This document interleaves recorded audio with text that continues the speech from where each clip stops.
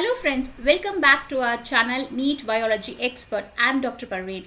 In this lecture series, we are studying the class 12 biology, the first unit, reproduction in organisms. In this particular lesson, this is our 8th lesson, we are going to cover the topic, the events that occurs during the sexual reproduction.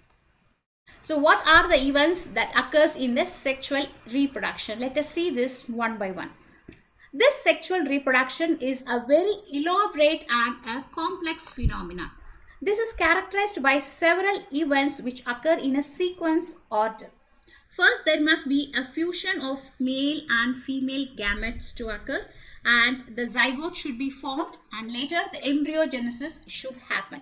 So these are the various steps in a sexual reproduction. So these sequential events are grouped into three different stages or three different phases, so that we call as the events of sexual reproductions. So there are three important events. They are called pre-fertilization, fertilization, and post-fertilization.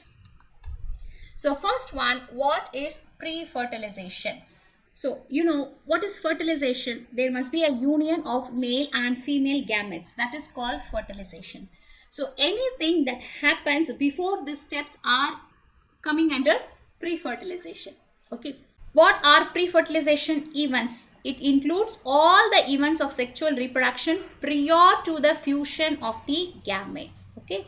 So you must be knowing what is a gamete. Gamete are the sex cells of an organism. So there are two types of gametes, male gamete and female gamete. Okay. So in order to the gametes to get fused, there must be some events which occurs. So they are called pre-fertilization events. These two pre-fertilization events are, the first one gametogenesis and the second one gamete transfer.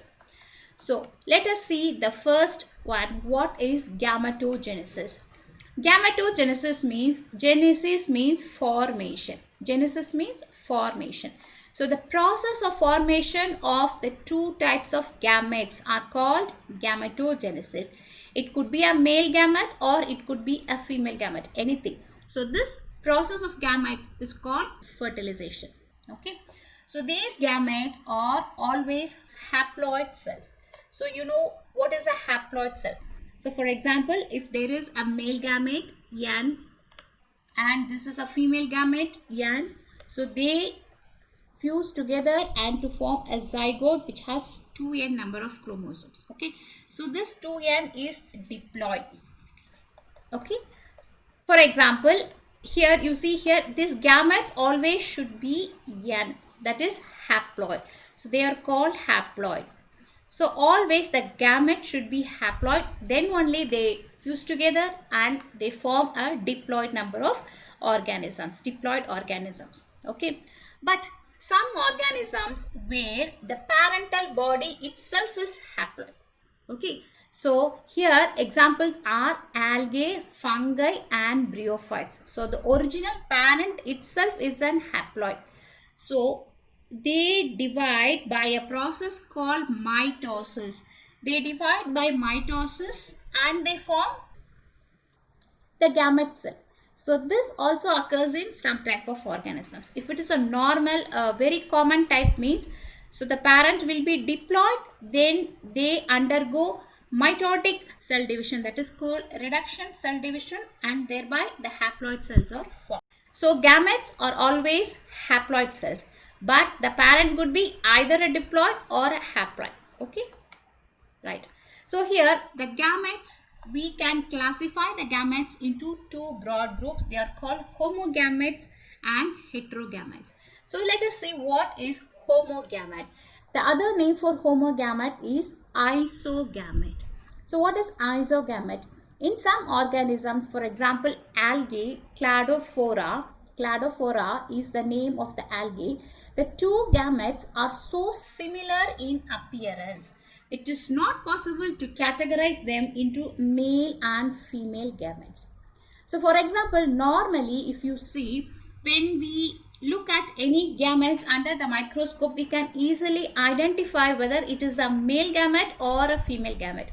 Suppose imagine, take an ovum from a female and a sperm cell from a male. So we can easily identify which is a male gamete, that is the sperm, or a female gamete by looking at its morphology, the external appearance. Okay, but in some organisms it is very difficult to identify them just by looking their morphology, because they look exactly very similar. Only by chromosomal level only we could identify whether it is a male or female. Externally we could not identify male and female gametes. So those gametes are called homogametes. Homo means a same, looking same. That's why it's called isogametes. Okay. So example for this is Cladophora. This is Cladophora. Cladophora is a water algae.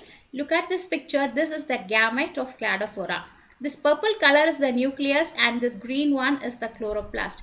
This both gametes, they look same, 100% they look same externally. They have flagella also. Okay, so we could not define whether it's a male or female. So they both unite and they form the zygote. So in the process of formation of the zygote, everything will be the same, but only externally these organisms look identical. So those type of gametes are called homogametes. But this type of homogametes is absent in multicellular organisms or in higher organisms. So what about higher organisms? They have different morphological appearance gametes. So they are called heterogametes. So the gametes produced are of two morphologically distinct types. We could easily appreciate which is a male, which is a female by looking at its outside structure. Okay, so example is most of the higher organisms, they have this type only, and example is here fucus and human. So fucus is a seaweed. This is fucus. Look at this. This is the gametes of fucus. So the large size one is the female egg and the small one, this one is the male gamete. Okay, so these are the gametes of the fucus. And here the male gamete we call as anthrozoid or sperm. We know sperm. Sperm is the common name for male gamete, and another biological name for this male gamete is anthrozoid. Similarly, the female gamete is called as egg or ovum. Okay. So look at this picture. This is the egg cell of a female human, and this is the sperm or anthrozoid of a male gamete. Okay. You know something interesting, in the human body the very smallest cell is the sperm cell. Okay, and on the other hand the largest cell in a human body is the ovum, egg cell. Okay, so it's just opposite. So the female egg cell is the largest cell in the human body. Similarly, the male sperm cell is the smallest cell in the human body. Okay, so by looking at the appearance we could appreciate them. So they are called heterogametes. Okay, so in order to undergo an organism sexual reproduction, there must be fusion of these gametes from the different individuals. Okay, so do you think this always occurs? No, this is not always true, because in some organisms they differ. How? Let us see. Look here, the plants may have both male and female reproductive structure in the same plant. That is called bisexual, or on the different plant, that is called unisexual. So there is something called bisexual and unisexual in plants. Okay, let's see what is this. This is a plant called Chara. This plant, they have both the male and female reproductive structures in single plant. Okay, so that's why it's called bisexual. Bi means two sex. Both the male sex and the female sex are present in the same plant. That's why it's called bisexual. Okay, so this is the Chara plant. You could see here this black thing. No, these are their reproductive structures. Okay, so here look at this picture. They are the reproductive structures, where the green one is called the oogonium. Oogonium are the female sex organ of this plant, and below this oogonium they have this purple color structure that is called antheridium, the male sex organ. So in Chara, both the male and female sex organs or sex part present in the same plant. So they are called as bisexual plant. On the other hand, we have something called unisexual plant. So this is very normal. What is unisexual? Uni means only one. So here the plant has either a male character or a female character. That is called unisexual plant. So common, it's very normal. So let us take one example, that is called Marchantia polymorpha. This is a plant which lives in nearby water. This is called liverworts. Okay, this is a lower plant. They have both male and female reproductive structures in different plants. So male plant and female plant. This is the female plant and this is the male plant. So how these plants reproduce?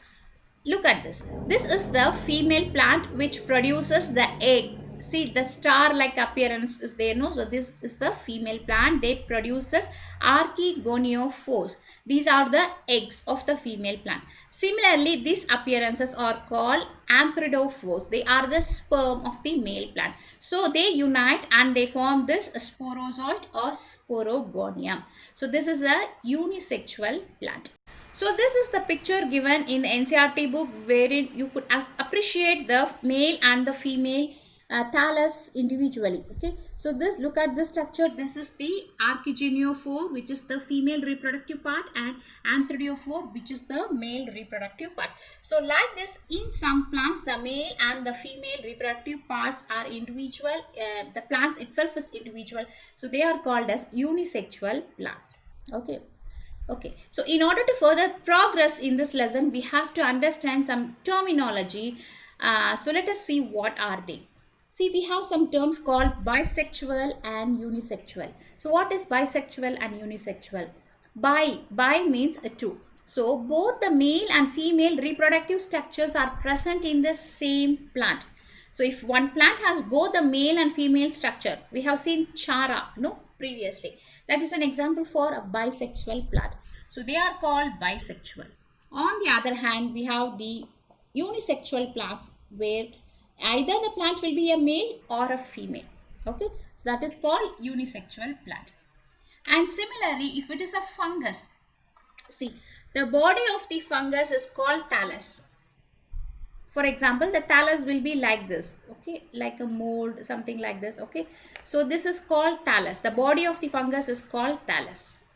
So in fungus also there will be male and female like this. Okay, so the male and female reproductive structures, if they are present on the same thallus, it is called homothallic.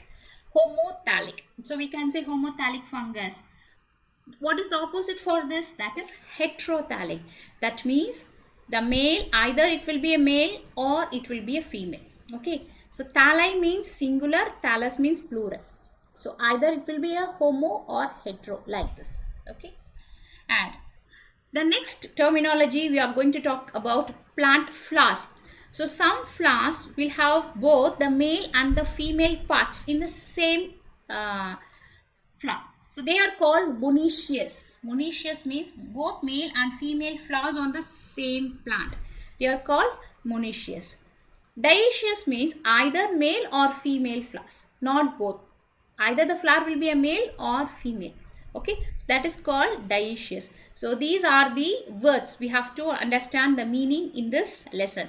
Bisexual, unisexual, homothallic, heterothallic, monoecious and dioecious. Okay. So let us see some flowering plants as an example. In flowering plants, the unisexual male flower has staminate. That means they produce stamen. So what is a stamen? This, for example, look at this. This is a male flower. This blue color structures, they are called stamens. Okay. So stamens are present in the male flower. Similarly, in the female flower, they have pistils. This red color are called pistils. Pistils are present in the female flower. So this is the diagrammatic representation. This is the picture where you could appreciate the stamen in the male flower and pistil in the female flower. Okay. In some flowers, what will be there? Both the stamen and the pistils will be present in a single flower, within one flower. So they are called bisexual flower. And these are unisexual, either male or female, and they are bisexual. Bi means two. Both the male and the female flower characteristics are present within one flower. They are called bisexual flower. Look here, both the stamen and pistil are present in a single flower. So example, very common examples are lily, rose, sunflower, tulip, daffodil, mustard, brinjal, hibiscus, tomato. In all such plant flowers, they are bisexual. Okay, so look at this flower. This is hibiscus shoe flower, where you could see the red color. This red part is the pistil, pistils. Okay, the female reproductive structures, and this yellow color are the stamens. So both are present within one flower, that is called bisexual flower. Okay, right. Let us see some examples for monoecious and dioecious. So in some flowering plants, both the male and the female flowers are present on the same individual. See, previously we saw in one flower both the male and the female stamen and pistil are present. That is different. This one, monoecious and dioecious, means we are talking about plant. In one plant, both the male flower and the female flower are present in one plant. They are called monoecious. Monoecious. Okay. So example is cucurbits and coconut. This bitter gourd family is called cucurbit. All the melon, squash, pumpkin. Okay, so all these vegetables, they belongs to the family cucurbit. Okay, so look at this. In this plant, male and female flowers are present in a single plant. So the female flower will be usually larger in size and the male flower will be smaller in size. Okay, so such plants are called monoecious. Monoecious means both male and female flowers are present in a single plant. Okay, and another example for monoecious plant is coconut.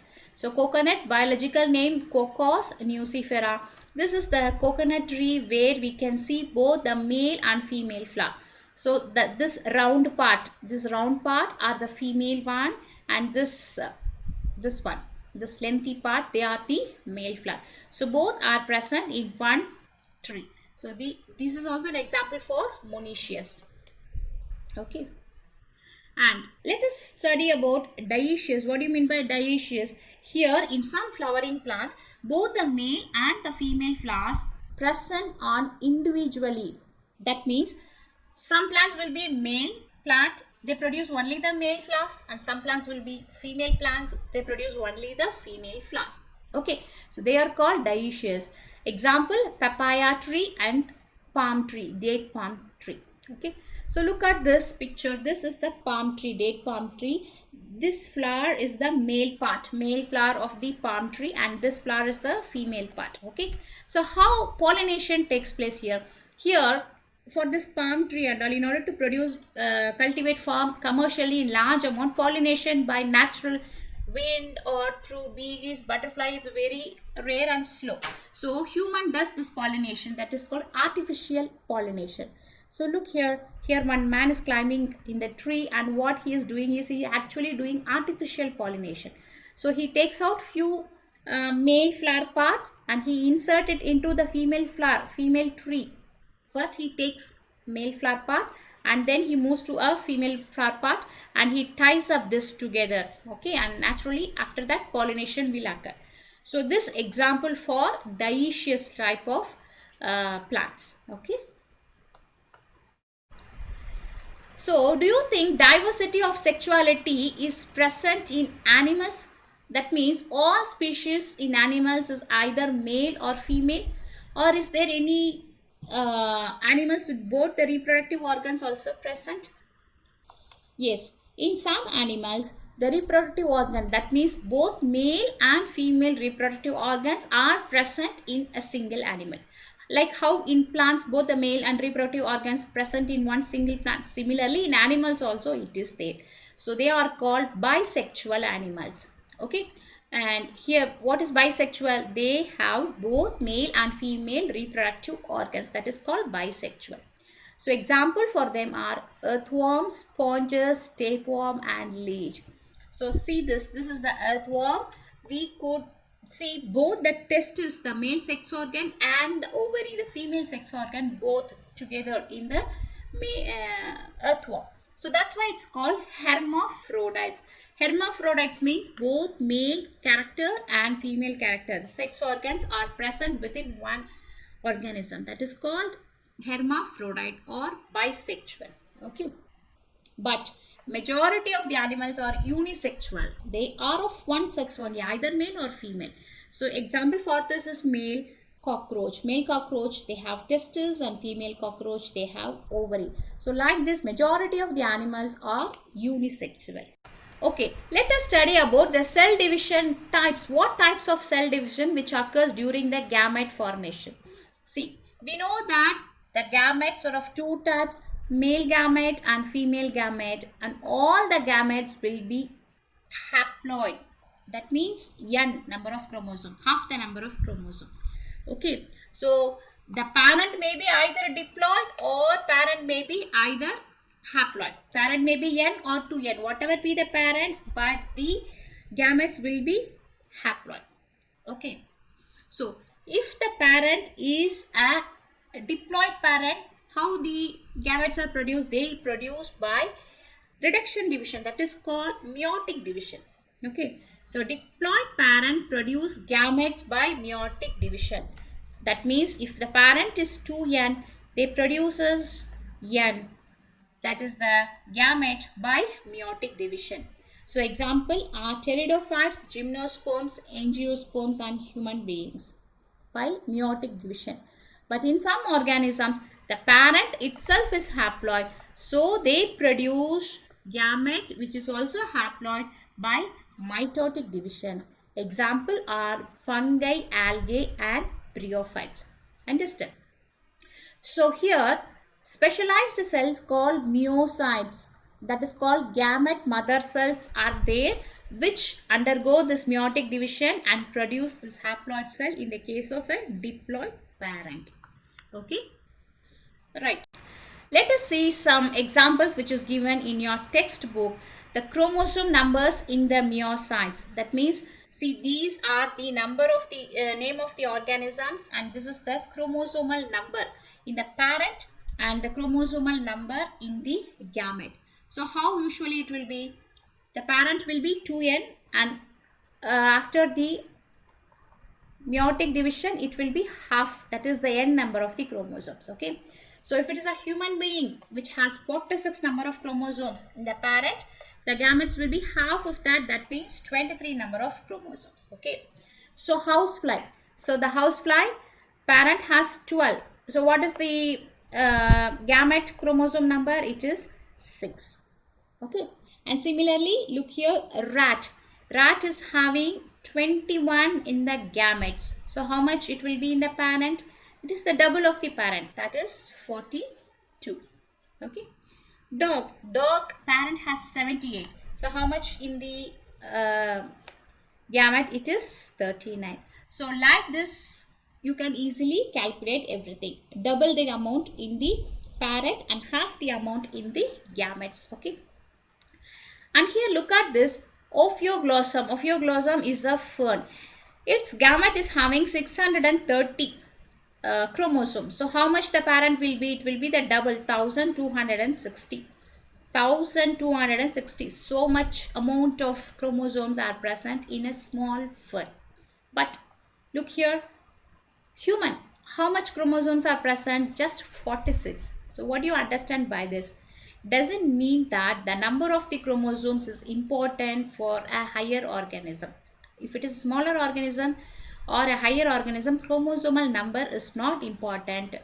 That is the how many genes are getting expressed, that is important. Okay, so for example in human beings we have around 6.4 billion base pairs of genome. Okay, so in this only 20 to 25,000 genes are coding genes. Out of 6.4 billion base pair genome in the human, only 20 to 25,000 are coding genes. Okay, so Baki others are all non-coding sequences. Okay, so though the number of the chromosome differs, not everything will be a coding sequences in these organisms. Okay, Let us study the second step in the pre-fertilization event, that is the gamete transfer. So far we have seen gametes are formed, male and female gametes are formed, but they have to transfer or they have to meet each other. No, that step is called gamete transfer. So what is gamete transfer? After formation, the male and female gametes must be physically brought together to facilitate fusion. So here fusion means fertilization. The male and female gametes should unite in order to form a zygote. Okay. So in order for them to unite, they have to move from its place. Okay. They have to physically go together. So that is called gamete transfer. Okay. Fusion of the gametes will result in a zygote, and zygote will develop into a new individual. So here majority of the organism, the male gamete is motile and the female gamete is stationary. So let's take an example of a human being. So human being here, egg cell is there. Okay. So in order to reach this egg, so many number of sperms will be there. So sperm only move, swim and move in order to reach the egg cell. Okay, similarly, the same thing happens in majority of the organisms. So male only will be motile and female gametes will be stationary, always stationary, except some fungi and algae wherein both the male and female are motile. This is some very few exceptional examples. Okay. So here there is a need for a medium through which the male gamete should move. So how the gametes move? For example, in simple plants like algae, bryophytes and pteridophytes, they are all small plants which lives in water or nearby water environment. So they release their gametes in the water. So the medium for transfer is water. Okay, because plants, they don't move. How they meet its female part? So they release their gametes, they disperse it in the water. So wherever they meet, they get fertilized and there a new plant comes. Okay. So here the water is the medium in this small plants. And also an important thing is a larger number of male gametes fail to reach the female gamete. So to compensate this loss during the transport, several thousand male gametes are produced. This is very common phenomena in all the organisms. Similarly in human beings also. See how many egg cells are produced in a female. Every month only one egg cell is produced. Okay. But in a male, in every ejaculation, millions of sperms will be there. So in order to fertilize this one ovum, one egg cell, millions of sperms will try to reach during one copulation. Okay. So in this, only one successful sperm only will do the fertilization. Okay. So that's what.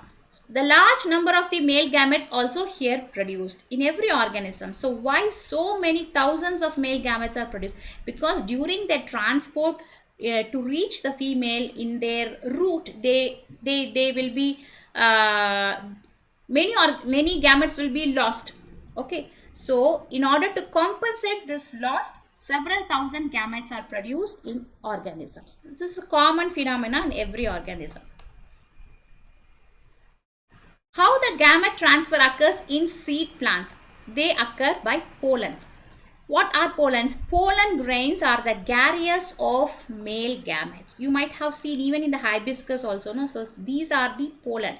So you might have seen the pollens, they shed like this. You could see the small dust like particles. These are the pollen grains. They have the male gametes.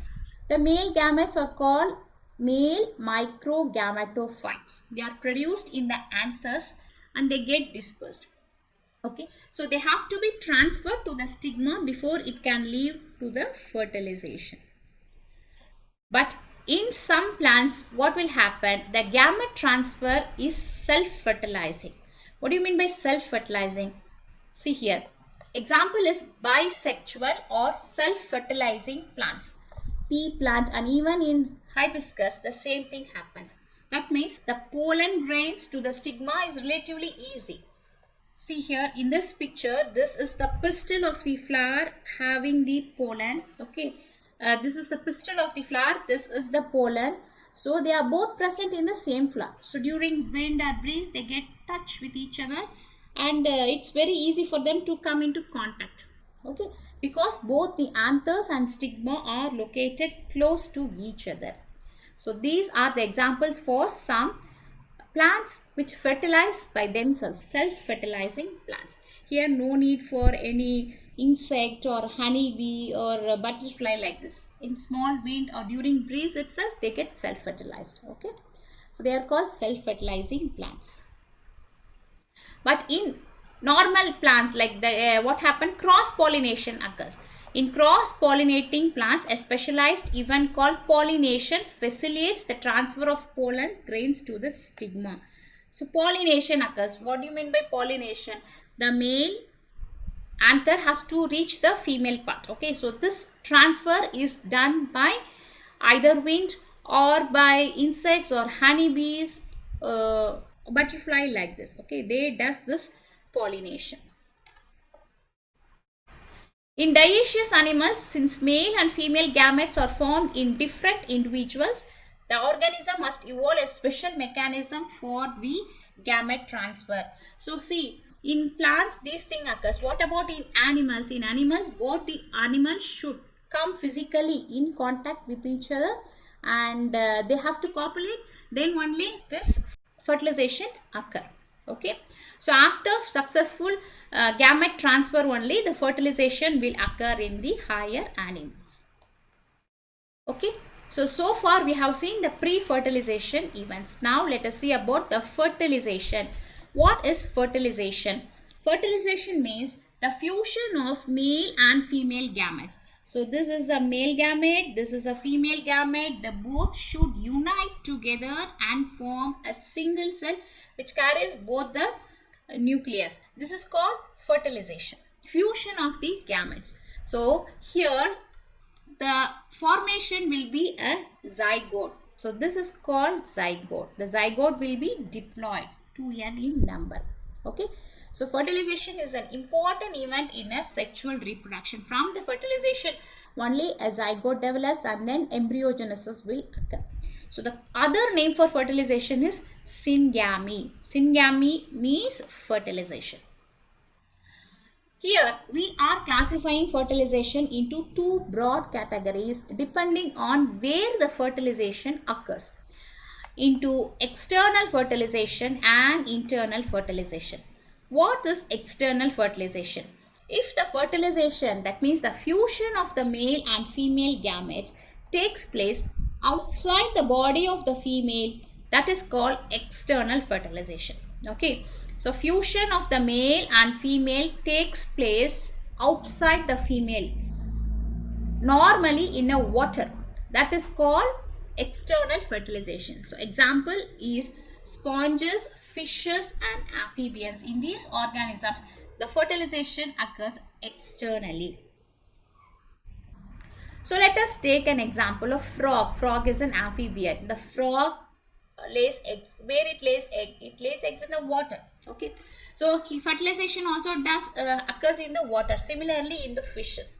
Okay, so in the water. So look at this picture. This is the sponge which is present in the deep ocean. So either male or female sponge, they releases the gametes. Their fertilization will occur in the water environment only. Okay, and here what is the problem? The offsprings are extremely vulnerable to predators, threatening their survival up to the adulthood. What do you mean by that? For example, if a fish lays eggs or a frog lays eggs in the water, those eggs are vulnerable, or they are having the risk because they will be eaten up by the predators in the water. Okay, so their survival up to the adulthood is a question there in external fertilization, but it is not so in the case of internal fertilization. What is internal fertilization? The fusion of the male and the female gametes takes place within the body of the female organisms. Here the fusion occurs, zygote, embryo, everything, development stages will occur only inside the body of the female. That is called internal fertilization. So example, reptiles, aves and mammals. What is aves? Aves means birds. Okay. So in these organisms, the fertilization occurs internally. Here, let us study about some different kinds of fertilization. Okay, so you know that fertilization means syngamy. There are some different kinds of fertilization, about 6 types of fertilization. Let us study that in brief. So the first one is called autogamy. Autogamy means the male and female gametes are produced by the same cells or the same organism, and both the gametes fuse together to form the zygote. That is called autogamy. Auto means self. So here the gametes are produced by only one organism. Both male and female are produced by a single organism. Okay, so example for this is Actinosporidium and Paramecium. These are the small parasites. So look here, this is Actinosporidium.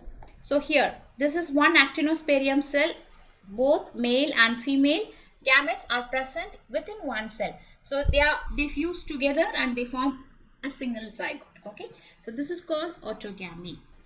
The second one is exo. Exo means outside, external. Exogamy. Here the gametes are produced by different parents and they fuse together to form a zygote. This you can see the normal process, that is which occurs in the human beings and higher mammals. That is called exogamy. That means two different parents, they produce male and female gametes, they fuse together. That is exogamy. And the third one is hologamy. Holo means complete. What happens here? The entire mature organisms do not form gametes, rather they themselves behave as a gamete and they fuse together into one. Example is Trichomphia. See, this is also a microorganism. Here this organism is not producing any gamete. Their whole body itself, it's turning into like a gamete and they fuse with another organism. Okay, this is one Trichomphia. This is another Trichomphia. They both fuse together and form a zygote. So this is an example for hologamy. Okay. On the other hand, we have something called pedogamy. Pedo means pediatrics. You might be knowing, no? Young one. So what happens here? The sexual union of the young individual produced immediately after the division of the adult parent by mitosis. So the adult, they are producing cell division by mitosis and immediately the cells, they unite together. Okay, the young ones unite together. That is called pedogamy. And the other two types are merogamy and isogamy. What is merogamy? The fusion of small sized and morphologically different gametes takes place. So here the gametes are of different sizes morphologically. That is called merogamy. Iso means same. Here the gametes are morphologically and physiologically same. They are called isogamy. Example, monocystis. This is monocystis. Okay. So these are some kinds of fertilization which occurs in the organisms. So we have seen, in order to an organism to produce offspring, they have to fertilize. So what would happen if fertilization does not occur? Here you know syngamy means fertilization. So is that always all organism does this fertilization? What will happen if fertilization not occurs? There are some organisms, they do not fertilize but still they produce their offsprings. This method is called parthenogenesis. What is parthenogenesis? Only the female gamete undergoes development to form new organism without fertilization. So for example, here one female gamete is there. What will happen in normal reproduction? It will unite with male, no? But here, this union, here this is a zygote, okay? So this union is not there. They don't unite with the male. Only this female, they produce the young one. So this is called parthenogenesis. This happens in organisms like rotifers. This is rotifer microbe, and honeybees, lizards, and some birds like turkey. In some situations they does this parthenogenesis. Okay, we will study parthenogenesis separately in our next lecture. Okay, so far we have seen fertilization. Now let us see the third step of this asexual reproduction, that is post fertilization. So after fertilization occurs, what will happen?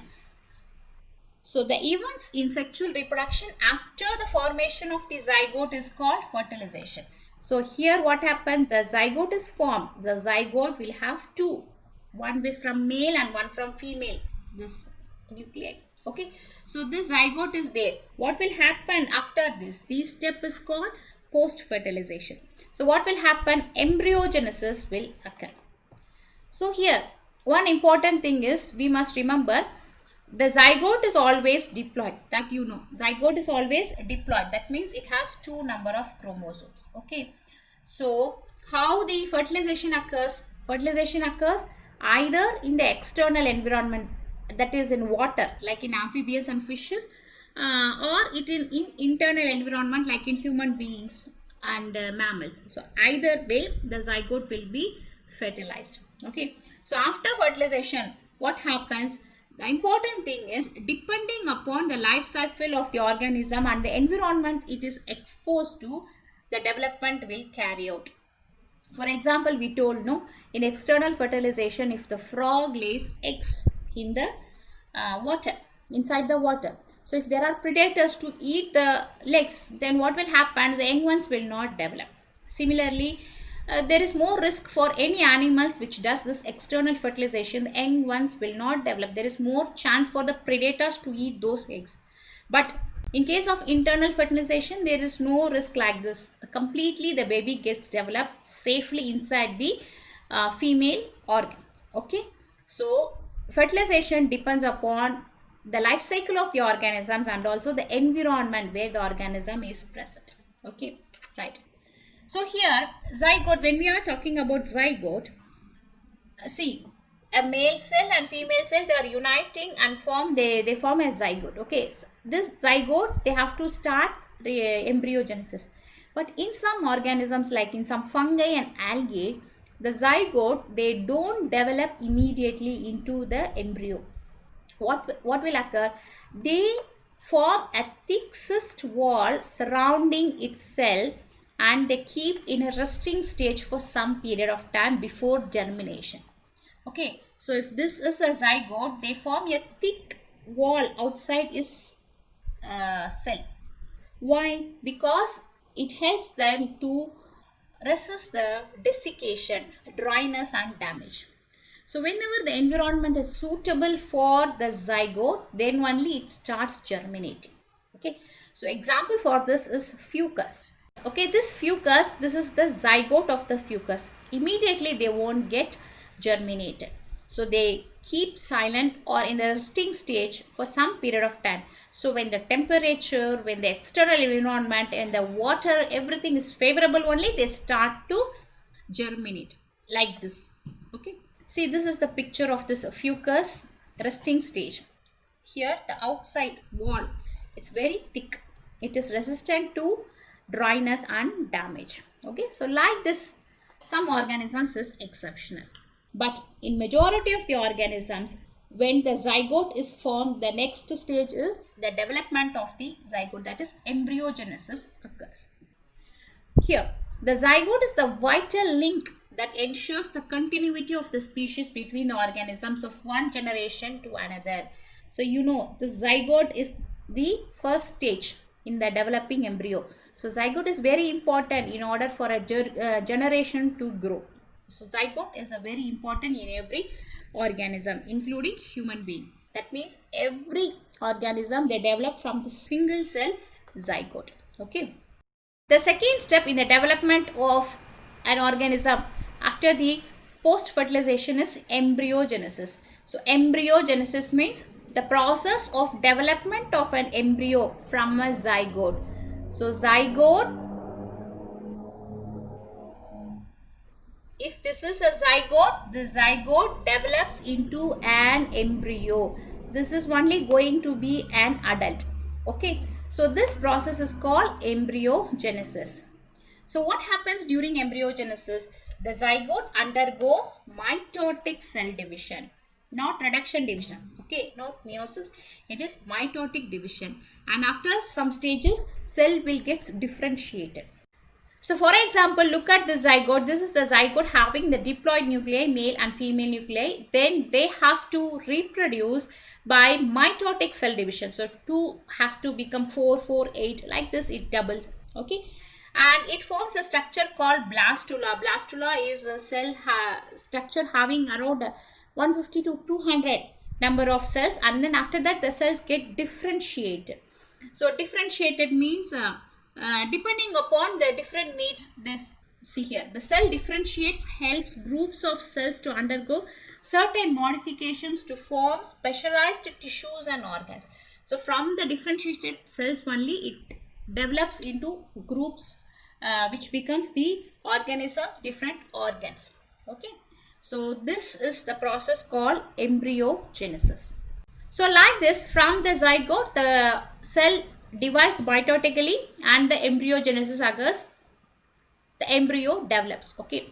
And here we classify the organisms into two broad categories depending upon where the zygote development takes place. That is oviparous and viviparous. What is oviparous? The fertilized egg covered by the hard calcareous shell are laid in the safe place in the environment. After a period of incubation, the young one hatches out. So oviparous means egg, the organisms which lays eggs and it hatches the young ones. This is called oviparous, egg producing egg. Example is snake, penguin, duck and hen, like this. So here the zygote is produced, the fertilized eggs, they are covered with a shell. You know how the egg will be. The outside will be a thick calciferous shell. So inside the egg will be there. Zygote will be there. They get fertilized. Okay. So here they lay the egg and they keep the eggs in a safe place and they incubate it. From the egg, the young one hatches out. So such organisms are called oviparous organisms. And we have the opposite one, the viviparous. Majority of the animals and human beings are viviparous. That means they give birth to young ones. So the fertilization, development, everything occurs inside the body of the female organism. And after the complete growth, the young ones are delivered out of the body of the female organism. So this is called viviparous. Okay. So here, the viviparous organisms, the survival rate is more for the young ones because proper embryonic care and protection and chances of the survival of young one is greater in the viviparous. For example, if the organism lays eggs, like hen, if they lay eggs, and another predator could eat the egg. Okay, so like this, the survival of the young one is very less in the case of oviparous, wherein in the viviparous, the young one survival rate is higher. Okay. So far we have seen how the zygote is formed in animal, zygote and fertilization. So similarly, let us see in flowering plants what happens. In flowering plants, the zygote is formed inside the ovule. Okay. So for example, look at this flower here, the center green part, this is ovule. So here the zygote forms and develops. Okay. So look at this picture. In this flower, this green one, the center part is the ovule. So the ovule within the flower's ovary contains the egg. These are the eggs. Okay. And they develops. After some time what will happen? The sepals, petals, everything they wither off. And only the seeds, that is the eggs, they mature. Okay. And these seeds are protected by an outer covering. This covering is called pericarp. You might have seen this pericarp in pea plant. So if you open the pea plant like this. So the inside the seeds only we use for cooking. The outside covering is called pericarp. Okay, this is a protective covering and these are the seeds. From these seeds a new plant germinate. Okay, so this is the zygote formation in the flowering plant. Look at this structure which is given in your book. Here S means a seed, P means pericarp. So here different arrangements of the seeds which is outer covered by a pericarp. And here some plants, the seeds are like this structure. Here the seeds are like this arrangement. Okay, so each seeds arrangement is covered by an outer covering that is called pericarp. Okay, So these are the things which occurs, that is the events of fertilization in an sexual reproduction.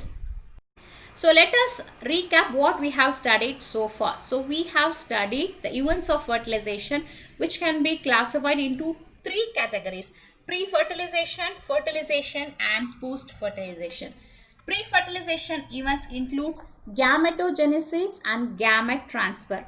Gametogenesis means gamete formation. It could be either a homogamete or a heterogamete. So followed by this, the gamete gets transferred into their opposite sex. Okay. Fertilization. Fertilization means the union of male and female gamete is called fertilization. It can be done either internally in an organism or externally. Internal and external fertilization. And we have different types of fertilization, around 6 types: autogamy, exogamy, hologamy, pedogamy, mesogamy and isogamy. Okay, in some organisms fertilization will not occur, only the female gametes develop and produces the offsprings. That method is called parthenogenesis. The third step is the post-fertilization, where we have two-step: zygote formation and embryogenesis. So depending upon where the zygote forms and gets matured, we classify them into oviparous, that is egg laying, and viviparous, that is the giving birth to the young ones. Okay, so these are the events of fertilization. I hope you understand this lecture. If you like this lecture, don't forget to give a like, a thumbs up. So don't forget to subscribe to our channel NEET Biology Expert. Meet you in another lecture. Till then, take care and thank you.